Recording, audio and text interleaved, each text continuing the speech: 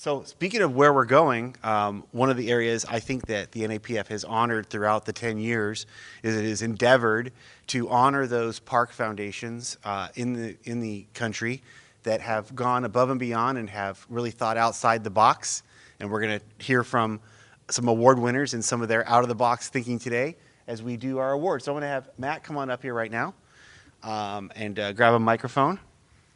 So I think what we'll do is we'll go through each of the awards, and I'll have you three of the four awards.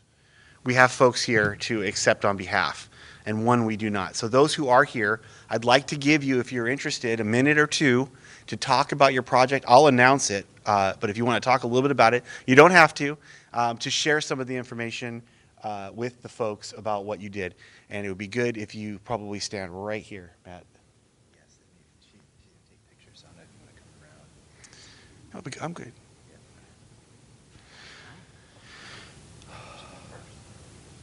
All right, so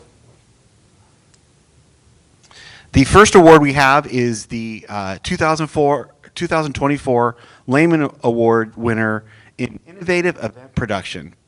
The winner of the Innovative Event Production Award is Somerville Parks Foundation, and they were awarded for the Low County Sings mission, enhancing community quality of life by preserving and developing parks and green spaces. One of the highlights, Low Country Sings, a fundraising community karaoke competition to keep Somerville's green space beautiful. Accepting on behalf of Somerville Parks Foundation is Amy Evans, Parks and Recreation Director. Come on up.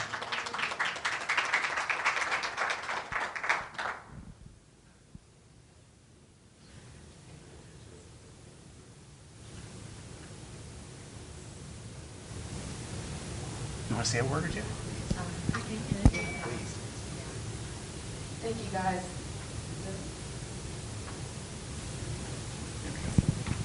Thank you guys so much. This actually really means a great deal to us. Our board members would have loved to be here, but they are all volunteers, so they are working. We are just in our second year, and so Kevin in NAPF was very beneficial to us getting established last year. We really greatly appreciate the time that you spent talking with me and helping us. What we did when we came into our second year, we knew we really wanted to create an event that would be kind of the talk of our town, and that's how we landed with this karaoke competition. We wanted to amplify our message. We felt like we did that. Somerville sits in 3 different counties, but it's only a small part of each of those counties, so we really wanted to reach all of those. And the competition was kind of fun because there was an online portion that anybody and everybody could participate in, and we felt like we really were able to reach a much wider audience than we had previously. It was a lot of a lot of fun. I'd love to talk to you guys about that afterwards, but thank you, Matt. Thank you, Kevin. I appreciate it. What's your go-to karaoke song? Oh, you don't want to hear me sing. No, I've been singing it all. Mine is With or Without You by U2. So if we ever get a chance to meet together in a karaoke bar, we'll have a good time. Thank you so much. Great. That's awesome, Amy. Fantastic project. All right. So the next award in the Lehman Awards is for regional support. And this award goes to One Arroyo Parks Foundation for the One Arroyo Critical Linkages. And if I might add, this is a beautiful area out around the Pasadena area of California, not Pasadena, Texas, which I learned there is one. The Pasadena, California area that encompasses property where the Rose Bowl is and all the cool canyons and mountains in that area. It's a beautiful area I've experienced for myself, and I really appreciate the fact that this project was so successful. The mission was preserving, restoring, and celebrating the Arroyo Seco for the benefit of all. A project highlight is addressing the deterioration of the Arroyo Seco trail system and reopening the historic Mayberry Parker Bridge. Accepting on behalf of the Arroyo Foundation is Mel Alonzo, Parks and Recreation Minister, and Kenny James, the Recreation Administrator, both from the city of Pasadena. Good morning, everyone. Thank you very much. So, great description. So, the project that we're building is it's a huge connectivity project for the trails.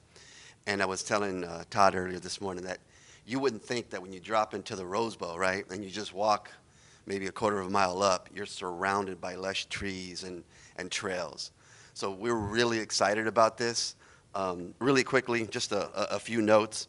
The Arroyo Seco has over 1,000 acres of parkland, right? And we try to maintain it as natural as possible. So as part of this project, they're doing, let's see, trail widening, stairs. There's a bridge that they installed. It's like an 8-foot bridge that they installed over a natural waterway. You know, when it rains, people have to jump over it or tiptoe across it or cut across the golf course to get to the other side of the trail. So this connectivity is really great for us. So let's see. One Arroyo and the city of Pasadena started a collaboration in 2019 to restore, rehabilitate, and maintain the historic Arroyo Seco. One Arroyo was founded to partner with the city on fundraising and assistance to make the Arroyo Seco the park that Teddy Roosevelt called could be one of the greatest parks in the world. The current project of the Arroyo Seco is restoring 3.5 miles of a trail between major connecting points between the Seco, enabling users to experience a natural environment in one of Southern California's most urban areas. So if you're ever in the area, bring your hiking shoes and hike the 3.5-mile loop. You'll like it. So thank you very much. Thank you. Thank you. I'd like to note that the managing director of the One Arroyo Foundation is Rick Gould, and I actually served as a park commissioner in Southern California when Rick Gould was the director of Parks and Recreation in Santa Clarita, California. So here we are, we're back around again. Thank you. All right. Okay, so for our third award, this one is Excellence in Community Programming. And this award goes to Charleston Parks Conservancy. This is awarded for the Teddy Bear Picnic mission. Teddy Bear Picnic, whose mission was inspiring Charleston residents to connect with parks and create vibrant public spaces. An event highlight was the 14th annual Teddy Bear Picnic, where the Wild Things Run, promoting community collaboration and environmental stewardship. And before us today to accept the award is Katie Bell, Director of Operations and Education. Thank you. The Charleston Parks Conservancy is probably one of the older organizations here today. We're only 17 years old, which is actually kind of young, I think. And the Teddy Bear Picnic has been happening for 14 years. It's our longest running event and program. Last year, we entertained 4,000 guests at Hampton Park, which is one of the most iconic parks in Charleston, South Carolina. It dates to the 1780s. And we entertained families. We had 25 business partners that came, and we steward environmental initiatives in that. So 25 partners, activity stations. We have Parker, our life-size bear that's about 8 foot large. And where the wild things are, we connect children to learning about environmental stewardship through educational components like reading. So this year's theme, or 2025's theme, I'll announce it for you guys today, is the Lorax. Nice. Protecting our trees. We also have an initiative called the Charleston Trees Program. So we're connecting those two programs together next year with the Teddy Bear Picnic. We maintain about 25 of the city's 125 parks. So Matt, Amy, and I, all from the same region, initiatives all very similar. We work with the county system, but we manage the city parks, so it's the municipality that we work with. Thank you, Amy. I appreciate that. I'm sorry, I said Amy. That was Katie. I'm sorry. Fantastic. The Lorax, that's great. Dr. Seuss is one of my favorite authors. So the fourth award that we have given out is for Startup Strategies. The winner of this award is the Friends of Pleasant Prairie Parks Foundation. And the mission is supporting and enhancing park experiences in Pleasant Prairie, Wisconsin. A highlight of the project was contributing to funding and installing new park and playground equipment. Unfortunately, no one could be here from the organization to accept the award today, so we'll make sure that they get that and appreciate the fact that we had some great competitive people who applied for these roles. We had very little time this year, I think, because of the coordination with the NRPA and getting this room. But we hope that next year, this award ceremony, as well as our discussions that we have, can be broader and more in depth than what we were able to do this first year. I'm so thankful to Matt, who's been really my right hand on this project. Obviously, Greenfield's Outdoor Fitness, and not only the resources they bring to us, but also the work they did on all of our graphics was really appreciated. I appreciate you, the folks that have got up early to have breakfast with us this morning. I think we're a couple of minutes early. Yeah, we have about 15 minutes. So if anyone has any questions or anything they'd like to say, I like to use all the time we're allotted. Any questions, any thoughts? Anthony, anything you'd like to say? Here I go, calling people out now. Hold on. Introduce yourself.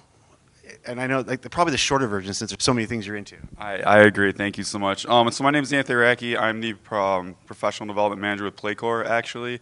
Prior to that, I was with Michigan Recreation and Park Association, MParks, in training and development, and a practitioner in the field in Milwaukee, where we actually started a Parks Foundation recently when I was still there, and I was a founding member of it because we had a lot of just projects that were backed up. Some county administration came through, there was some deferred stuff, and they were having conversations about putting parking meters in parks, and there's a lot of equity challenges with that, and how we wanted to really preserve the system in Milwaukee, which is a fantastic green space that is full of Olmsted parks and so much more. And so that was where we really learned the value of community engagement and involvement and working with partners and ensuring that we work to preserve these spaces for everybody, so that knowing that sometimes there are challenges in municipal government. And so now I'm in Grand Rapids, Michigan. We have the Friends of Grand Rapids Parks.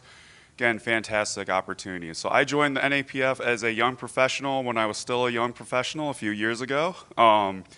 Had a chance to work with Kevin putting together some training development programming at the start of this year, and then the opportunity to come here for the first of these events, which I'm glad to see all of you and hope to see it grow in the future. But thanks for inviting me. Thanks for keeping me in the mix and everything. It's been great growing, and I just see the value of it in my previous home and my current home and across the nation. So congratulations to the award winners, and thank you so much, Kevin, for this wonderful event.